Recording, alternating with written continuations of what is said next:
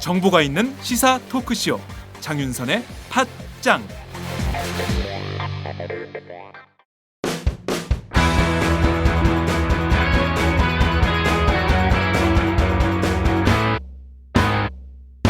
색깔 있는 인터뷰. 색깔 있는 인터뷰 시작하겠습니다. 오늘 색깔 있는 인터뷰는 광화문 단식동지 두 분을 모셨습니다. 무려 46일간 인간의 한계에 도전했던 유민희 아버님, 유민희 아빠 김영호 선생님 나오셨습니다. 어서 오세요. 네, 반갑습니다. 네, 저희가 지난번에 모셨을 때보다 한결 모습이 좀 밝아진 듯한. 네, 아무래도 먹으니까 밝아지네요. 예. 자, 그리고 유민희 아버님의 반토막 24일간 단식을 하신 정청래 의원님 나오셨습니다. 어서 오세요. 네, 안녕하십니까. 이 시대의 참 겸손인 정청래입니다. 또 하나 있잖아요. 참 고행인이어서 네. 참 반성인에서 네. 참 겸손인으로 다시 돌아왔는데 다시 돌아온. 사람들이 다 웃어요. 네. 그래서 바꿨어요. 또? 네. 네. 참 의리인. 그랬더니 그거는 다른 의원들도 네. 고개를 끄덕끄덕하면서 네. 정청래가 의리는 있지. 음. 그럼 뭐가 없단 말이야. 네. 의리 빼면 시체래. 네. 그 의원님이 늘 사람들을 웃겨주잖아요. 네. 그래서 참 재밌는 정치인 이렇게 해도 저는 좋을 것 같아요. 아니 근데 네. 나는 안 드는구나. 나는 웃긴다고 생각하는데 네. 사람들은 우습게 보는 것 같아.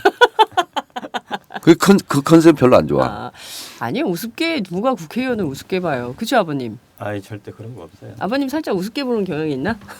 아니, 나랑 가끔 네. 봐요. 네. 아니 제가 지난번에 페이스북에서 사진 한 장을 봤어요. 네. 두 분이 술 마시는 장면을 봤어요. 아, 그거 벌써 공개했어요? 네. 그래서 살짝 공개했어. 네 보니까 이제 광화문 단식 동지가 이제는 형제지간이 됐나 이런 생각이 들 정도로. 술친구. 술친구. 그러니까 좀 격이 떨어지는 듯한 느낌이 들어요. 아니 강화문에서 있을 때 네. 이제 유민 아빠도 이제 복식하고 네. 저도 이제 복식하고 있는데 저는 70일간 술을 안 먹었어요. 그러니까 단식 끝나고 19일간 미음, 죽 이렇게 먹고 네. 그다음에 밥은 좀 먹었는데 국정감사하면서 네네. 근데 이제 음주는 안 했죠. 네. 그래서 음주 개통식을 유민 아빠랑 해야 되겠다. 그래서 저는 70일 만에 음주 개통식 했는데 유민 아빠는 며칠 만에 한 거예요? 저는 대리기사 폭력 사건 나고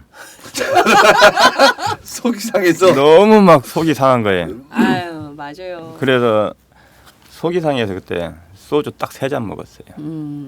그러면 나랑 개통식 하기 전에 이미 개통했네 석잔으로? 네, 저 혼자 독주했어요. 근데 그 진짜 저희가 웃을 일은 아니었는데 갑자기 이렇게 느닷없이 웃음이 나와가지고 청취자들께 죄송한데 여하튼 그런 문제들은 저희가 나중에 별도로 얘기를 좀 하도록 하고요. 아버님 우선 좀 어떠세요? 건강 상태는? 다들 아버님의 건강이 전 국민적 건강이 됐어요. 네, 보면은 네. 어디 지금 간담회 다녀도 마찬가지인데 보면은 건강이 어떠십니까? 이 말이 제일 먼저 물어봅니다. 네. 근데 병원에서 원래 복식을 2배로 해야 되잖아요. 네네. 46일을 단식하고 병원에 민원이 시민들한테 민원이 들어와 버리니까 어쩔 수 없이 퇴원을 할 수밖에 없었어요. 40일 만에. 왜 시민들이 무슨 민원을 넣나요? 그거는 저도 잘 모르겠는데 네. 아무튼 시민들한테 들어와 버리니까 그래서 이제 40일 만에 이제 복식을 멈추고 집에서 혼자 하다 보니까 네. 지금 이제 속이 이제 많이 상하더라고요. 혼자 살면서 밥을 제대로 안 먹고 막 그러다 보니까 그러시면 안 돼요. 귀찮아서. 이게 유민 아빠의 저런 행태를 보고 네. 강퇴당했다. 강제 퇴원 당한 거지. 아니 제가 보기에는 네. 좀 보수 단체에 속한 우리 이따 얘기하겠지만 서북 관련 단체 뭐 이런 사람들이 나서서 좀 그 병원 측을 괴롭힌 게 아닌가라는 생각도 좀 드는데요. 아니 그 복식을 충분히 할 수 있도록 해야 되는데 그 하나, 중간에 병원에서 뭐 나오시니까. 어디 단체라고까지 속단하면 안 돼요. 네. 하면 죄송합니다, 내가 아버지. 또 까져요. 아, 민감해. 네, 너무 민감합니다 지금. 예. 아버님 그래서 이제 몸무게는 좀 늘으셨어요? 46kg에서 엊그저께 처음으로 재봤어요. 네. 54kg 나가더라고요. 고맙게 아. 8kg 쪘어요. 8kg. 그 수염도 좀 정리를 하셔서 굉장히 젊어지셨어요. 예전에 그 외모에 비해서 머리도 짧게 자르시고 그래서 좀 그 옛날 그 진도 체육관에서 왜 박근혜 대통령 만나겠다고 4월에 그 유족들이 행진한 적 있지 않습니까? 네, 진도 대교 걷는다고. 진도대교까지 네. 이제 행진하다 길을 막혔을 때 그때 뉴스타파하고 인터뷰하셨던 장면이 있는데 그때보다 아직도 얼굴은 굉장히 야위셨지만 그때 스타일로 살짝 돌아온 듯한 그런 느낌이 듭니다. 네, 많이 좀 그때하고 비슷해지고 있어요 지금. 그러니까 정청래의 20대 얼굴을 닮은 그런 얼굴로 돌아왔어요. 네, 얼짱 정치인. 그거는 아닌 것 같아요. 제 20대 얼굴이야 지금. 네, 제가 지금 두 분을 보면서 방송을 하고 있는데요. 유민 아버님이 그러니까 정청래 의원님이 유민 아버님의 얼굴 크기가 약 두 배죠. 2배. 6분의 9 정도 돼요 제가. 6분의 9? 근데 자 의원님도 그 많이 그 살이 내리셨잖아요.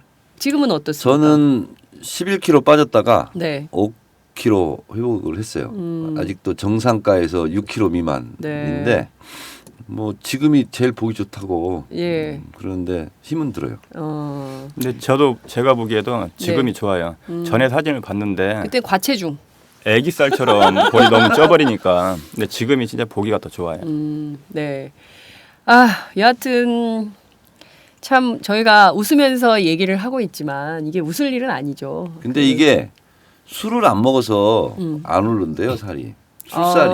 네. 원래 술살이었대. 네. 근데 술을 자주 먹어야 되겠어. 네. 왜 술을 자주 드셔야겠어요? 술을 안 먹으니까 부부싸움이 잦아졌어요. 왜 잔소리 하는구나. 아니 2차 약속을 못 하잖아요. 네. 저녁 약속하고 그냥 네네. 집에 좀 일찍 귀가하는 편이잖아. 아, 예. 10시 전후에. 네. 가면 이제 제가 원래 네. 17대 국회 때 네. e스포츠, 스타크래프트 이 국회의원 회장이었거든요. 그래서 임요한, 테라노 형제 임요한 네. 이런 사람들 네. 국보다 네. 보호해줘야 된다, 네. 진흥시켜야 된다. 그래서 e스포츠 진흥법 내가 내고 그랬는데 참 다양하셔. 그때 배웠어. 그래서 스타크래프트를 해요. 집에 가서 집에 가서. 근데 그거 그 1대3으로 하거든요. 싱글 게임으로. 그거 다 깨려면 50분에서 1시간 10분 걸려요. 우리 사이 계속 애들 보기도 안 좋은데 계속 그거 하고 있다고. 그래서 안 하던 부부싸움을 하게 됐어. 여러분 참 국회의원도 스타크래프트를 하는구나. 경무에 바빠서 그런 거 하시는 유일하죠 제가 스타크래프트. 그 얘기 들으니까 참 정치인이 많네요. 네, 그러네요. 근데 제가 비보이 협회 명예회장도 했어요. 비보이도 할 줄 아세요? 했었어요. 네. 자 여기서 줄이도록 하겠습니다. 제가 다양하게 그거를 전문 용어로 의원님 오지랖 너무 많은 걸 하셔. 예. 근데 비보이 나 얘기 나왔으니까 한마디 네. 하는데 비보이는 그 유민 아빠 비보이 알죠?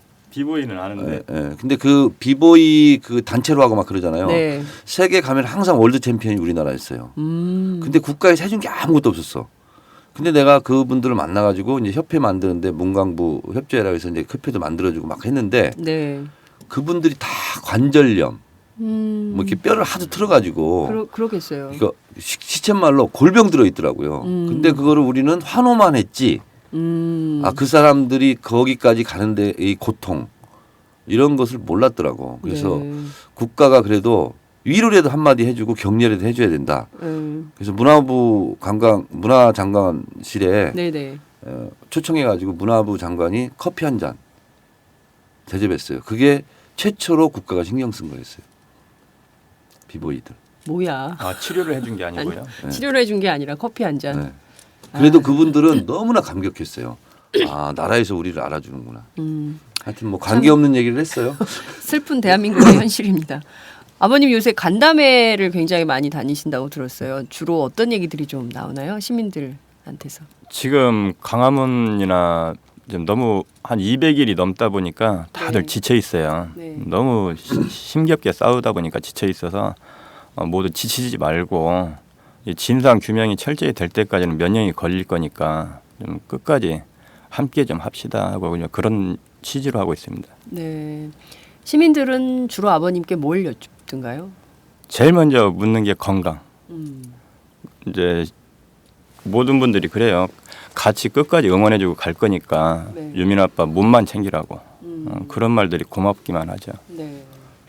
최근 광화문 농성장에 지금 다른 농성자들은 국회 그다음에 청운효자동 앞에 농성장이 다 정리가 된 상태인데 광화문 농성장은 사실상 좀 상징적 의미로 이렇게 지키고 있는데 여기를 자꾸 이제 그 보수단체 회원들이 와서 회방을 놓는 상황이 되는 것 같아요. 어제 그제 계속 비슷한 일들이 되풀이되고 있는데요. 자, 광화문을 그 46일간 또 24일간 지켰던 두 분이 보시기에 이런 행위에 대해서는 어떻게 생각하십니까? 자, 우선 정 의원님께서 먼저 말씀해 주세요. 그 허가 맡은 장소거든요. 네. 서울시에서 그곳을 침탈해서 네. 누구에게 무슨 이익을 얻고자 하는가? 그것은 있을 수 없는 도발 행위죠, 사실상. 그러니까 거기서 그 비바람 맞고 지금 추워지잖아요. 굉장히 춥습니다, 지금 네. 광화문에서 사는 게. 그것도 서러운데 그곳마저 나가라. 무슨 권리로? 그것은 일단 불법이에요. 그렇게 하는 것 자체가 것도, 예. 침탈하는 자체가 그렇고 그리고 헌법에 보장된 21조 언론 출판 집회 결사의 자유 이거에 대한 심각한 헌법 침탈 행위죠. 네. 아버님은 좀 어떻게 보십니까? 청운동하고 어차피 국회는 저희가 법률안 통과되면은 빼기로 했으니까 뺐는데 네. 철수를 했죠. 근데 광화문 같은 경우는 왜 저희가 유지를 하려고 그러냐면은 이 법률안이 통과가 됐다고 그래서 대통령이 공포를 했다고 그래서 끝이 아니고 이제 시작이잖아요. 그러면은 여기 시행령이 필요합니다. 이제 네. 그 시행령이 오히려 법률안 통과하는 것보다도 더 중요합니다. 시행령 자체가. 네. 진상조사위원회에 중립적인 인사가 배제가 돼가지고 구성이 돼서 진상 규명만을 위해서 싸워주는 그런 분들이 구성이 돼야 되기 때문에 거기에 계속 저희가 지켜보고 해야 되기 때문에 만약에 저희가 요구한 대로 안 됐을 경우에는 또 한 번 압박도 해야 되는데 그래서 지킬 수밖에 없는 거고요. 네. 그래서 철저하게 될 때까지 저희 유가족이 원하는 쪽으로 중립적인 인사가 배제될 때까지 계속 지켜보고 있을 겁니다. 네. 유민 아빠가 말씀하신 것을 제가 좀 보충 설명을 좀 드려야 네. 되겠어요. 시행령이 중요하다고 그랬는데 정말 시행령이 중요합니다. 왜 그러냐면요. 진상조사위에 위원장은 우리 유가족들이 추천하는 분으로 이제 하기로 했는데 실제적인 실무 라인을 장악하는 것은 부위원장, 사무처장이거든요. 네, 그렇죠. 이분을 여당이 추천하는 인사예요. 아니죠. 그리고 진상소위위원장을 저희 이제 야당에서 추천하는 이렇게 사람을 했는데 실제로 우리가 무슨 회의를 할 때도 네. 기한을 누가 작성하느냐 이 실무 라인이 굉장히 중요하지 않습니까? 결제 라인이 중요하죠. 그 실무를 누가 하고 초안을 누가 작성하냐 이건데 이거는 다 새누리당이 추천한 부위원장, 사무처장이 장악하고 있는 실무자들이 하는 거죠.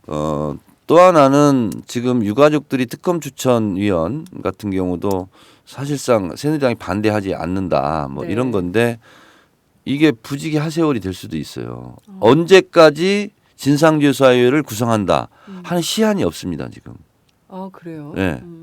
그래서 이 진상 세월아 내월아 될 가능성이 굉장히 높은 그렇습니다. 거예요. 그래서 이 부분도 사실은 우리가 디테일을 놓친 거예요. 악마는 디테일에 있다고 네. 하지 않습니까? 그래서 1월 1일 날 공포가 되는데 진상조사위원회가 언제 구성될 건가 이것도 상당히 우리가 지켜봐야 될 대목입니다. 네. 정말 세월호 참사는 사건 발생 초기부터 지금까지 첩첩산중으로 계속 가고 있고 적어도 특별법이 이제 제정이 됐으니까 국민들이 좀 이제 진상조사가 제대로 되겠구나라고 생각을 하고 있었는데 꼭 그렇지만은 않은 상황인 거네요. 그러니까 이게 이번에 우리가 무상급식, 무상보육 논란된 것도요. 네. 뭐 무상급식은 지방 재정으로 해라, 교육청 네. 예산으로 해라. 그렇죠. 그게 원래 법적 근거가 없어요. 맞아요. 없는데 시행령을 하나 넣은 거예요. 모법에 없는 시행령을 넣은 것은 위법이거든요. 근데 그거 23조 23항 그 영유아보호법 네. 20 시행령 23항 이걸 가지고 여기에 근거가 있다.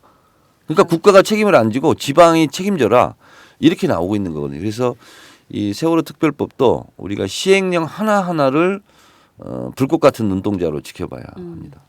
자, 우선 다시 좀 앞으로 돌아가서 광화문 농성장 얘기를 좀 해야 될 것 같은데요. 이 농성장에 와서 계속 이게 뭐 불법 점거다라고 주장을 하는 분들이 한겨레 청년단, 어버이연합 사무부총장 그리고 서북청년단 뭐 이런 분들이에요. 이런 분들이 와서 계속 불법 점거하고 있다고 얘기를 했는데 앞서 정청래 의원님 말씀대로 이것은 불법 점거가 전혀 아니고 허가받은 것이다라는 것인데 그걸 다시 한번 강조하면서 자 우선 이 서북청년단이라는 단체가 이달 28일 출범식을 한다는데 도대체 이런 단체들의 이런 행위들을 그냥 용인해도 되는 걸까요, 의원님? 우선 서북청년단이 네. 어떤 단체였던가 해방 네. 전국에서 네. 그래서 정청래 의견대로 얘기하면 여러분들이 또 아니 정청래 생각 아니야? 이럴 수 있기 때문에 네. 이럴 때는 우리가 지식백과사전을 봐야 돼. 그래서 네이버 지식백과사전을 제가 쳤어요. 네. 그대로 압축 요약을 해보겠습니다.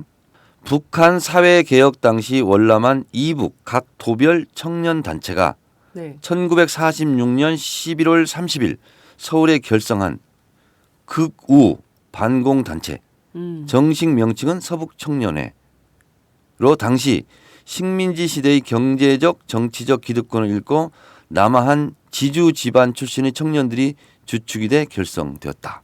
이분들이 지준진 잘 모르겠는데 지금 최근에 다시 결성하시는 분들이 여하튼 그러니까 46년도에 결성될 때는 그랬다는 네, 거고요. 네. 서북청년단은 경찰이 좌익 색출 업무를 돕는 등 좌우익의 충돌이 있을 때마다 우익 진영의 선봉을 담당하는 역할을 하였다. 이렇게 되는 거고요. 세월호 참사 유가족들이 좌익이에요? 하여튼 그 정신을 이어받았어요. 아 그래요. 그리고 계속 들어보겠습니다. 이렇게 되어 있습니다. 한편 백범 김구 선생을 암살한 안두희도 서북청년단 간부 출신이었던 것으로 알려져 있다. 아 제 주장이 아닙니다. 네. 네이버 지식백과사전. 그리고 우리가 제주 4.3 항쟁 얘기하지 않습니까? 네. 거기서 많은 분들이 학살당했는데 실제로 여기에 가서 앞장섰던 단체도 서북청년단으로 알려져 있죠. 그러니까 실제로 해방전국 좌우익 이념 충돌이 있을 때 극우 단체 행동대였다. 네. 이런 거죠. 아니 극우 행동대가 뭐 극우답게 그렇게 행동할 수는 있으나 세월호 참사 유가족들이 좌익도 아니고요. 세월호 참사 유가족들은 정말 얼토당토 않게 어느 날 갑자기 자식을 잃은 세상에서 가장 슬픈 부모들인데 이분들을 상대로 계속 뭐 머리채로 휘어잡고 말이죠. 또 농성장에 와가지고 뭐라고 한다든가 이건 좀 박근혜 대통령이요, 의원님 어떻게 해야 됩니까 이럴 때 참 정치인의 한 사람으로서 저는 조언을 좀 해주세요. 세월호 특별법 통과될 때 네. 본회의장에서 제가 5분 토론 발언을 했어요. 네. 그때 제가 말씀드렸던 것이 내가 24일간 광화문에서 단식하면서 직접 들었다. 자식 잃은 부모, 유가족들을 향해서 시체 장사하지 마라. 네. 이것은 해서도 안 되는 말이고 들어서도 안 되는 말이다. 이것은 모든 것을 떠나서 인간으로서 해서는 안 되는 짓이다. 저는 이렇게 생각을 하고 있거든요.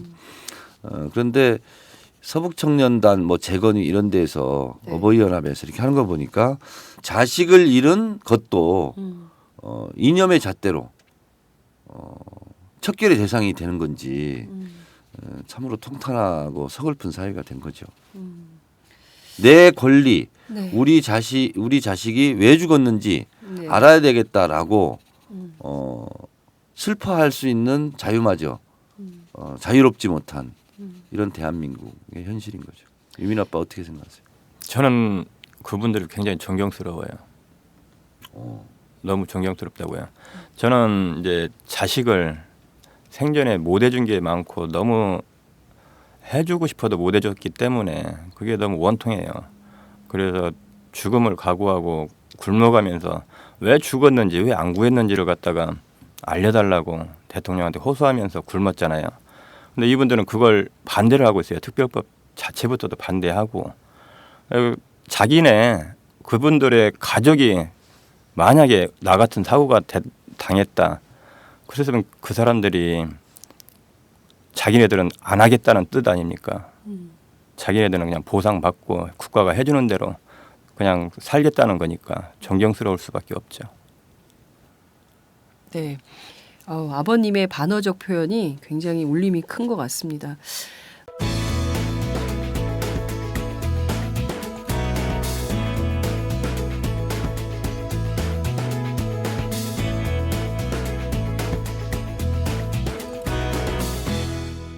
장윤선의 팟짱. 근데 제가요 그 29일 지난달 29일인가요? 28일인가요? 날짜가 하도 헷갈리는데 박근혜 대통령이 시정연설하러 오셨잖아요. 국회에. 네. 오실 때 세월호 유가족들이 살려주세요, 살려주세요 하면서 대통령이 지나가는 순간 막 그 피켓 시위를 하셨어요. 들고, 예. 그런데 그때 되게 황당했던 게 기자들이 취재를 못하게 했어요.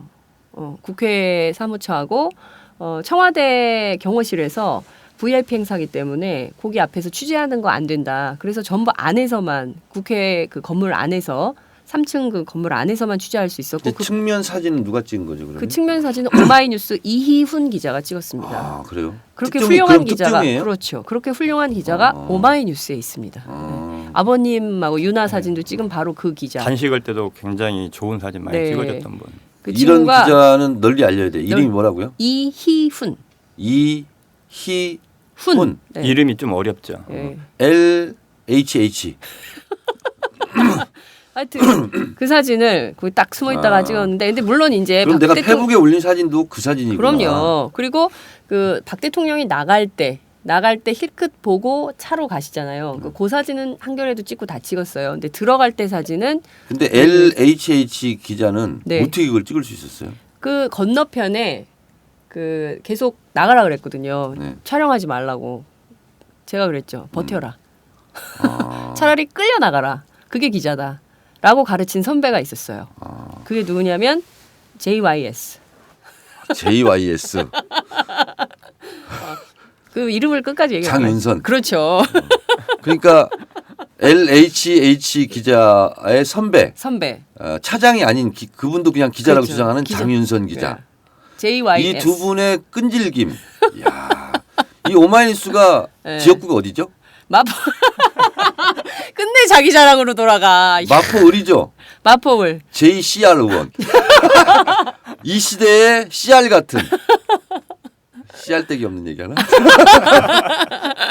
하여튼 이 깔때기에는 신화가 있어요. 정말 정청래 의원을 따라갈 수가 없어. 예. 자, 여하튼 그래서 저희가 그 끔찍한 장면을 제가 목격하고 박 대통령이 저 즈음에서 한 번 정도는 시선을 맞추고 손을 한번 잡아줄 수도 있지 않을까라고 생각을 했는데 그냥 지나가시더라고요. 박근혜 대통령께서 네. 세월호 유가족들에게만 쌀쌀하게 한 게 아니에요. 김무성 대표한테도 쌀쌀맞게 했대요. 저도 봤어요. 네. 네. 김무성 대표가 되게 황당했어요. 표정이. 그러니까 나름대로 이제 대통령이 왔으니까 본인은 네. 이제 뭐 좀 잘못한 일도 있고 박근혜 대통령한테 가서 이제 좀 이렇게 반갑게 악수를 딱 하려 했는데 형식적으로 손만 살짝 잡고 탁 외면했다고 그러더라고요. 제가 그거 봤어요. 국회 방송에서 생중계됐는데 네. 김무성 대표가 계속 자리를 바꿔서 맨 끝으로 가요. 인사 좀 길게 하려고. 네. 근데 박 대통령이 손만 싹 스치고 그냥 지나가니까 김무성 대표가 황당한 그 표정이. 손바닥을 딱 잡은 게 아니고 손마디 끝을 살짝 잡은 거죠. 그러니까 그리고 탁 놨죠. 네. 그리고 이제 지나가셨어요. 네. 근데 이제 근데 이분은 네. 쌀쌀맞게 하는 사람과 그렇지 않은 사람의 기준이 뭐지? 알 수 없어요. 네. 알 수 없는데 제가 보기에 참 그 눈물도 흘리시고 대통령께서 또 적폐도 해소하시겠다고 하고 언제든지 만나겠다고 하셨던 분인데 아니, 근데 눈물 흘릴 때 이분이 보통 사람과 다른 특징이 있다고 그러더라고요. 보통 눈물을 흘릴 때는 콧물도 나오고 네. 눈도 깜빡깜빡거리고 그런데 눈 깜빡거림이 없대요. 맞아요. 그래서 논란이 좀 되기도 했었죠. 근데 여하튼 저는 그때 그 장면을 보면서 참 모질다라는 생각이 좀 들었어요. 인간적으로. 모르겠어요. 저는 자식이 있고 박 대통령께서는 자식이 없어서 조금 약간 감정이 다를 수도 있긴 한데 제가 보기에는 그냥 인간적으로 좀 손 한번 잡아주고 가셔도 될 텐데. 장윤선 기자님은 네. 참 인간적인 면모를 갖췄어. 외모도 그렇고. 인간적이야. 외모 얘기하지 마.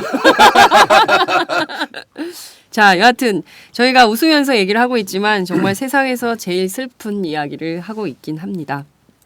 얼마 전에 세월호 그 선원들에 대한 재판이 있었어요. 이 재판에서 이준석 선장에게 당연히 살인죄가 적용될 줄 알았는데 살인죄가 적용되지 않았습니다. 이 재판 어떻게 보셨습니까, 아버님? 저는 그날 재판은 안 보고 네. 간담회 때문에 이제 만화인 모임이 있었어요. 광주에. 네. 같은 지역에 있었죠. 간담회 하고 그러고 나서 이제 뉴스를 접해서 소식을 볼 수밖에 없었어요. 네. 그런데 참 대단하다, 대한민국. 모든 국민이 보고 있는 방송의 그 재판은 그런데도 이 정도로 현실을 보여주는 거니까 좀 답답하죠. 분통 터지지만은 대한민국 현실을 또 한 번 직시했습니다. 자, 근데 이 세월호 선장 재판에서 살인죄 적용 안 된 것 때문에 유족들이 굉장히 그때 분노하셨어요. 예. 도대체 누구를 위한 재판이냐. 네, 그런 그 얘기를 좀 했었거든요. 그러니까 눈앞에서 저기 부상당한 조리사 2명을 네, 그 외면하고 왔다고 그래서 살인죄가 됐잖아요. 그랬죠. 기관장한테는. 네, 근데 아이들이 가만히 있으라면 다 죽는 걸 뻔히 알아요. 네. 선장이나 선원은 맞습니다. 선원법에도 다 나와 있잖아요. 네. 그럼에도 불구하고 그걸 외면하고 나왔는데도 살인죄가 적용이 안 됐어요. 그럼 이거 제가 의원님한테 묻고 싶은 건데 이게 되는 거예요? 304명이란 진짜 그 억울하게 죽어갔는데 이게 살인죄가 성립이 안 된다는 게 제가 어젯밤에도 어떤 유가족을 만날 기회가 있었는데 똑같이 민아빠처럼 그렇게 묻더라고요. 의원님 이게 말이 됩니까? 왜 이렇습니까? 근데 저는 그 재판 결과에 대해서 동의하지 않지만 제가 그렇게 말씀을 드렸어요. 판사는 검사가 기소한 내용을 가지고 판단을 한다.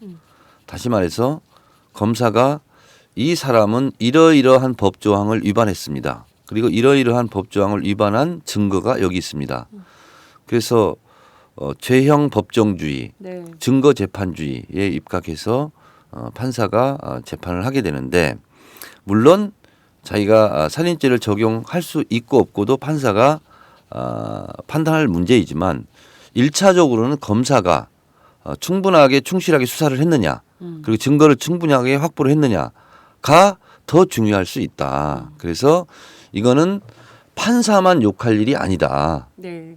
검사가 과연 수사를 제대로 했고 제대로 살인죄를 적용할 만한 증거를 충분하게 제시했느냐 또 따져볼 일이다. 네. 제가 이렇게 말씀을 드렸어요. 근데 이제 우리 가족들은 그런저런 생각할 겨를이 없잖아요. 경황이.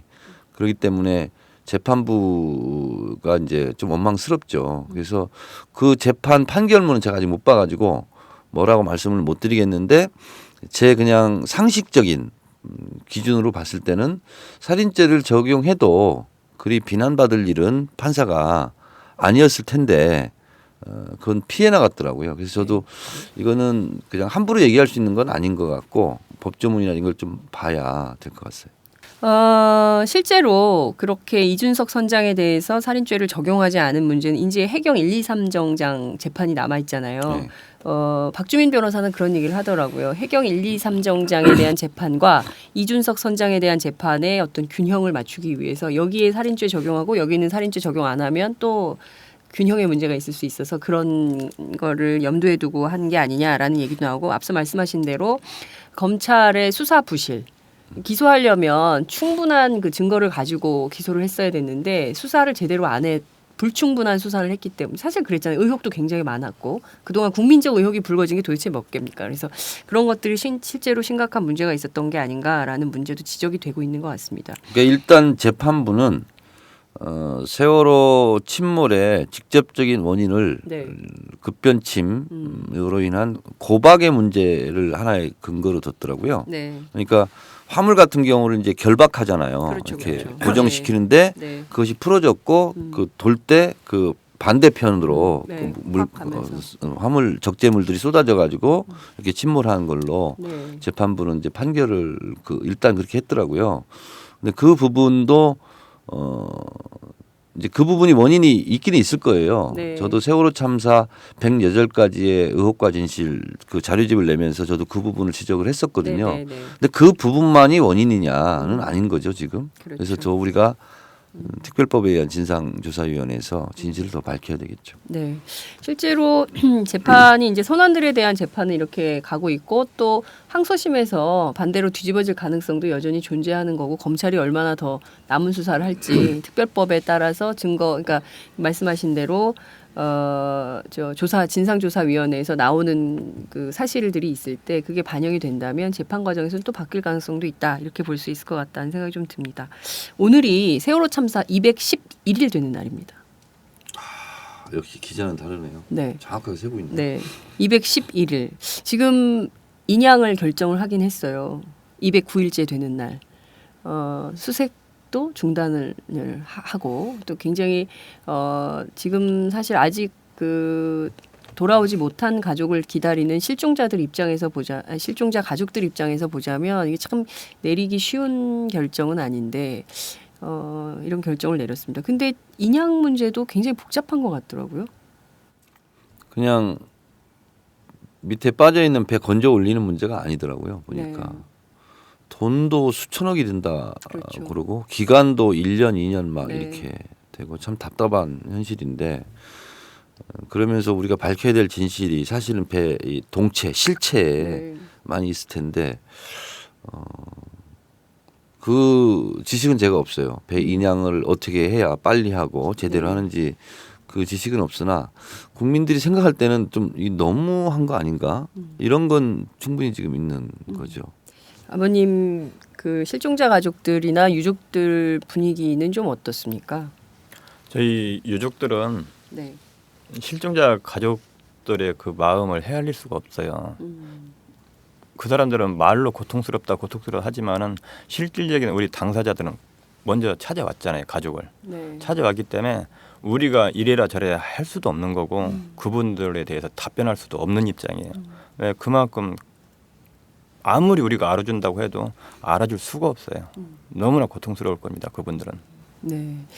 그 실제로 그 아직도 팽목항과 진도 실내체육관의 가족들이 떠나지는 않고 계신 것 같더라고요. 그래서 현장에 남아 계시면서 인양이 진행되는 과정을 좀 지켜보지 않을까라는 생각이 좀 드는데요. 세월호 특별법 지금 제정은 됐는데 발효는 내년 1월 1일이죠. 네. 네. 그러면 국회 안에서 지금 논의는 어떻게 돼가고 있습니까? 국회가 원래 기억력이 좀 떨어져요. 아, 기억력이. 네. 네. 그래서 지금 실무적인 이런 부분은 지금 활발하게 이루어지고 있지는 않고 네. 사실 국회라는 곳이 한 이슈가 지나가면 다음 이슈가 또 밀려오고 이렇거든요. 네네. 지금은 예산, 예산 법안, 정국이죠. 네, 법안. 그래서 저도 지금 며칠째 아침 10시부터 7시까지 저녁 7시까지 계속 법안 수십 개 갖다 놓고 지금 씨름하고 있는데 네. 그래서 요게 한꺼풀 지나가야 될 것 같습니다. 그래서 실무 작업을 이제 또 해야 될 것 같아요. 그 위원회 구성에는 충돌이 없겠습니까? 악마는 디테일에 숨어 있다고 그러잖아요. 그러니까요. 아까 저는 말씀하신 대로. 법을 통과시킨 것 못지않게 수많은 일들이 앞으로 우리 앞에 펼쳐질 겁니다. 일단 예산국회 또 증세 논쟁 국회가 막 그렇게 가고 있으니까 세월호 특별법에 따른 진상조사위원회 구성이나 이런 것도 약간 살짝 뒷전에 있다. 살짝 뒷전에 있다. 이렇게 살짝이에요? 아니면 아예 뒷전에 있다? 아예 뒤져 있는 것 같아요. 아예 뒷전에 있는 것 같으십니까? 네. 왜 그렇게 느끼십니까? 뭐 공표 어차피 내년 1월 1일 날 발효가 될 건데 시행령이 지금 먼저 한편에서는 지금 계속 해야 되는데 조문화 작업. 제일 중요한 게 지금 국회에서는 예산이라고 그래요. 예산이 편성이 돼야 뭐 내년도 하고 할 거 아닙니까? 지금까지 세월호 통과를 특별법을 갖다 통과하는데 200일, 199일 만에 여야 합의가 이루어졌어요. 네. 그러고 나서 206일 만에 이제 통과가 됐잖아요. 209일. 아, 206일. 206일에. 네.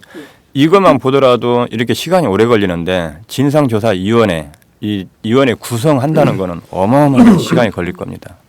그러니까 정부의 생각을 살짝 엿볼 수 있는 예산이 있었어요. 제가 예결산 특위 위원이거든요. 그래서 네. 지적을 했어요.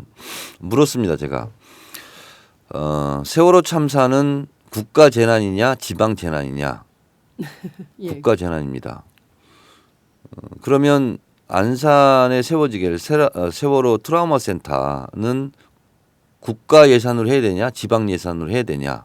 그 다음에 말을 안 합니다. 그렇게 물어보면. 왜 그러냐면 40억이 들어가야 되는데 네. 20억은 국가 중앙 예산으로 할 테니 20억은 안산시 예산, 지방 예산으로 해라. 그게 부당한 거거든요. 박근혜 정부가 그런 식인 거죠. 지금. 그렇죠, 지금. 그러니까 실제로 세월호 이 참사를 바라보는 재정 당국의 시각이 그냥 국가 O, 지방 O 이렇게 해라. 그러니까 국가 재난이 아니라는 거예요. 그러니까 돈이 물질이 가는 곳에 마음이 보이잖아요. 국가 예산을 어떻게 배정하는가를 보면 그 마인드를 알 수가 있잖아요. 그럼 모든 문제에 대해서 국가가 이렇게 자기 책임을 소홀히 하는 것을 국회가 제대로 좀 감시를 해서 해야 될 텐데 그래서 제가 그 제대로 얘기한 거죠. 네, 제대로 말씀을 잘 하셨는데 그래서 그 안산 트라우마 센터는 네. 반반하기로 했습니까? 지금 그래서 악귀 중이에요. 아규 중, 악유 중. 네. 악귀 다툼 중. 국가가 계속 무책임하게 국가 재난에 대해서 책임도 안 지고 예산은 또 지방 정부한테 떠밀고 그 무상복지 논쟁하고 거의 비슷하게 가고 있는 것 같은데 이건 정말 철저하게 의회에서 참 정치인의 관점으로 제대로 부릅뜨고 관철을 제대로 된 아규를 통해서 관철을 좀 해야 될 것 같다라는 생각이 네. 좀 듭니다. 제 어깨가 무겁죠 지금. 네. 20억이 네. 국가 전체 예산 중에서는 솔직히 아무것도 아니거든요. 그냥 고양이 눈물만한 건데 네. 그러나 이 부분에 대해서 정부가 나오는 태도 네. 이것이 앞으로 세월호 특별법 시행령이라든가 진상조사위원회를 미리 예견하는 듯한 네. 불길한 예감이 마구 밀려옵니다. 굉장히 중요한 지적을 해 네. 주셨네요. 사실 이거 굉장히 국민들은 잘 모르거든요. 국회 안에서 예산이 어떻게 가는지 특별법은 덩그렇게 해놨는데 그 다음에 사실 돈이 있어야 일도 되는 건데 그렇습니다. 그 예산 집행을 뭐 이런 식으로 꼼수를 또 부린다고 한다면 이건 역시 또 우리 국민들이 비판해야 되지 않을까. 얘기를 들어보니까요. 나는 국민이잖아요. 국민의 네. 입장을 바라보니까 국회에 있는 국회의원들이 목소리가 작다는 거예요. 대통령보다 목소리가 클 수가 없기 때문에 끌려가는 거죠. 왜 이렇게 목소리 지금 엄청 크죠? 네. 근데 왜 국회 안에가만 왜 이렇게 조그마지죠? 아니 목소리는 커요. 목소리는 근데 악유 악유 과정에서 관철을 더 세게 해야 되지 않을까라는 생각이 좀 들고요.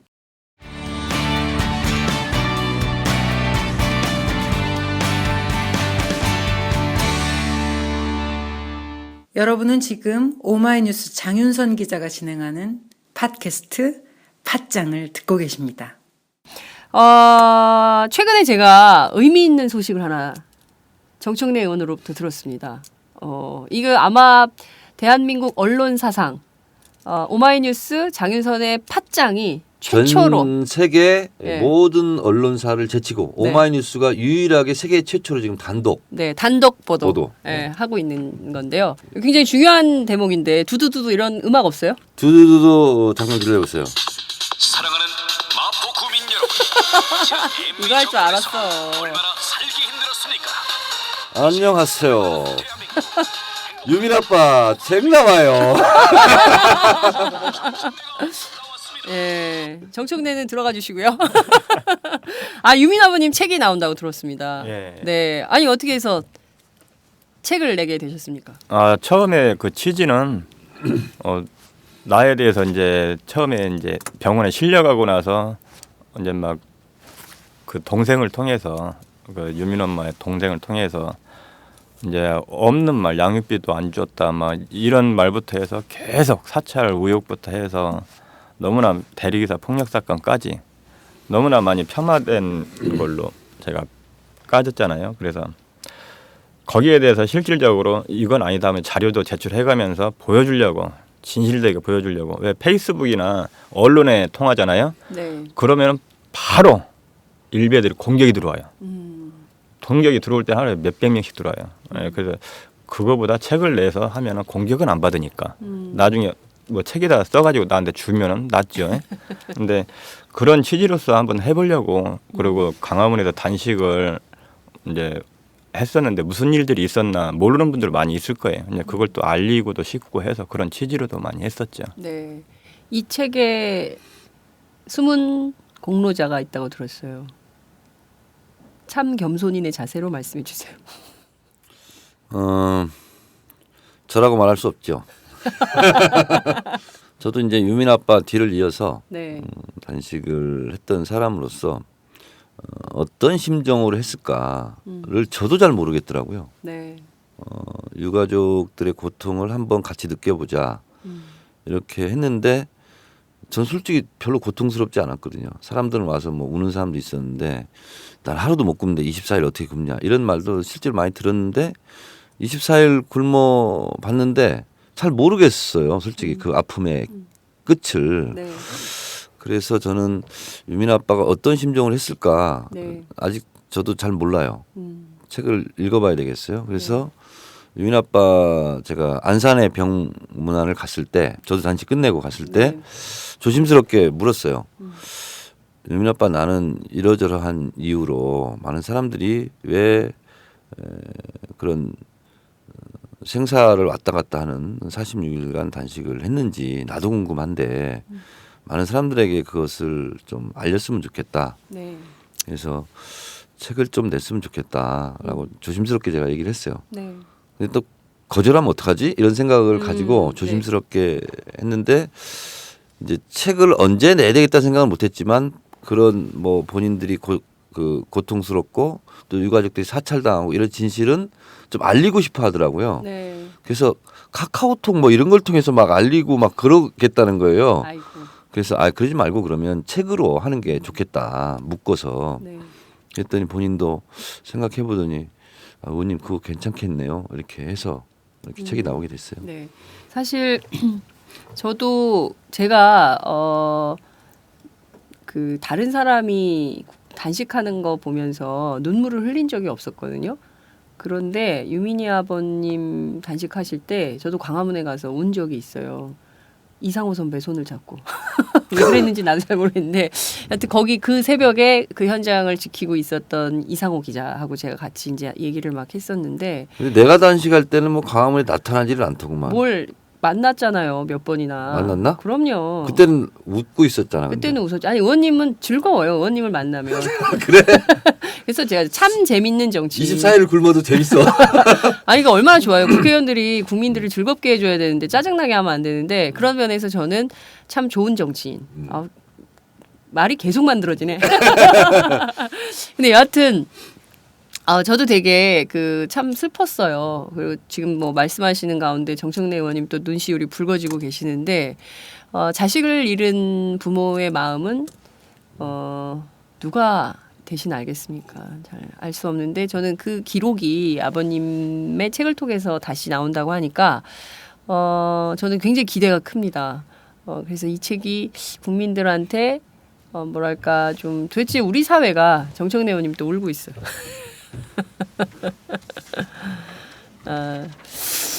네. 이 책의 이제 내용을 쓰다 보니까 이제 많은 오해들이 있었잖아요. 이거를 많이 변명을 하려고 그랬는데 변명할 필요가 없더라고. 왜 지금까지 카톡을 통해서 그다음에 페이스북을 통해서 SNS 통해서 이제 많이 변명을 했잖아요. 네. 실질적인 자료를 딱 보여줘가면서 했는데도 안 믿어요. 지금까지도 카톡에 보면은 난 부모 자식이 여기 뭐라고 막 비난이 비난과 굉장히 욕설, 많이 오는데 이런 것들이. 지금까지 와요. 네. 그 내가 여기다가 책에다가 변명을 늘어놔봤자 그 사람들은 안 먹히는 거예요. 어차피 또 그 사람들 판단이 무조건 유가족은 유가족 충이고 벌레이고 이런 얘기를 했던 사람들이니까 그래서 그런 얘기를 많이 안 하고 그런 얘기는 너무 예. 귀에 남아 들으실 필요는 없을 것 같고요. 제가 이 책 의기소침해지실 필요도 제목만 없을 나왔는데요. 제목이 나왔어요? 아직 책이 나오진 않았고 네. 언제 나옵니까 책이? 한 5일 후, 5일 후. 예, 다음 주? 5일 후에 나올 예정인데 다음 주에 나오겠네요. 책 제목은 못난 아빠 가. 근데 가는 빼는 게 좋겠다. 제가 출판사 측에 얘기를 네. 하려고 합니다. 못난 아빠 가 이렇게 돼 있는데 못난 아빠가 좋을 것 같아요. 그래서 중간 제목이 이제야 철이 드는 못난 아비입니다. 그래서 책 표지에 이렇게 썼네요. 출판사에서. 딸 유민이를 잃고서야 못난 아빠, 못난 시민임을 깨달은 아빠의 고백. 아이를 먼저 보낸 건 세상이 올바르게 제대로 굴러가는지 눈 똑바로 뜨고 지켜보려고 하지도 않은 저 같은 사람들 때문입니다. 일종의 못난 아빠의 반성을 듣는 듯한 이런 거고요. 근데 세월호 희생자 추모 사업에 건당 1,000원씩이 기부됩니다. 이 출판사가 좋은 출판사인데요. 네. 고 신해철 가수 신해철의 네. 쾌변 독설이 나왔던 아, 출판사입니다. 네. 부엔리브로라고. 네. 저는 아마도 이 책을 이제 저도 기대가 큰데요. 나오면 저도 꼭 한 권 사서 보도록 하겠습니다. 근데 이거 서둘러야 되는 게요. 나오자마자 네. 빨리 서점에 가서 사셔야 되는 게 예약 판매도 합니까? 예약 판매도 다 하는데요. 네네. 100만 권 한정 판매합니다. 소박하게 100만 권 한정 판매입니다. 그래서 네. 서두르셔야 됩니다. 나오자마자. 제가 보기에는 정청래 의원님이 100만 권을 꼭 팔고 싶으셔.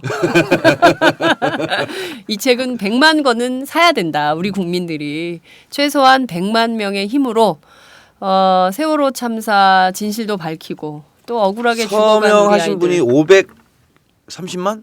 서명하신 국민들이 500만이 넘었잖아요. 그렇죠. 그중에서 25%만이 이 책을 살 수 있는 특전. 빨리 서둘러야 되는. 네.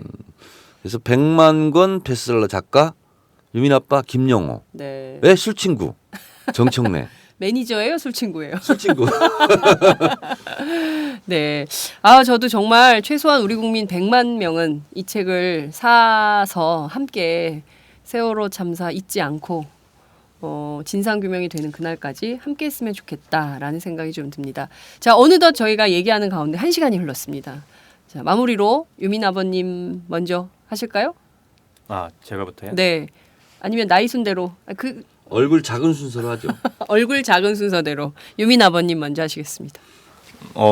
책 내용에도 있지만은 어차피 시행령에다가 진상조사위원회 구성하고 하면 시간이 이제 굉장히 오래 걸릴 겁니다. 그러고 나서 이제 진상조사가 발족이 될 거예요. 이제 그때부터가 진정한 이제 진실을 밝히기 위해서 촛불을 밝힐 건데 지금 지칠 때가 아니니까 계속적으로 지속적으로 응원도 해주시고 끝까지 함께 해달라는 의미로 썼던 책이니까 그 뜻을 좀 알아주시고 좀 함께 해주셨으면 고맙겠습니다. 네, 의원님. 한 사람이 천하이고 우주라고 했습니다. 아직도 9명의 우주가 바닷속에서 돌아오지 않고 있습니다.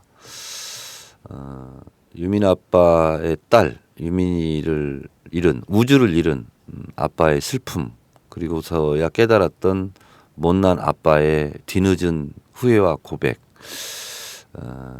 그렇지만 이러한 평범한 국민들의 슬픔에 이제 시간 지났으니 모든 걸 덮고 끝내자는 정부 그리고 점점 어쩌면 잊혀져 가고 있는 이 세월호 참사 이 부분에 대해서 다시금 생각을 되돌리는 그러한 유민 아빠 책이 나와서 참 다행스럽고 그리고 저도 이 책을 제 책꽂이에 항상 꽂아놓고 세월호를 잊지 않는 한 명의 국회의원이 되도록 한 명의 국민이 되도록 하겠습니다. 잊지 않겠습니다. 라는 말을 잊지 않겠습니다. 네, 팟짱도 잊지 않겠습니다. 네, 오늘 방송 마무리하겠습니다. 감사합니다. 네, 고맙습니다.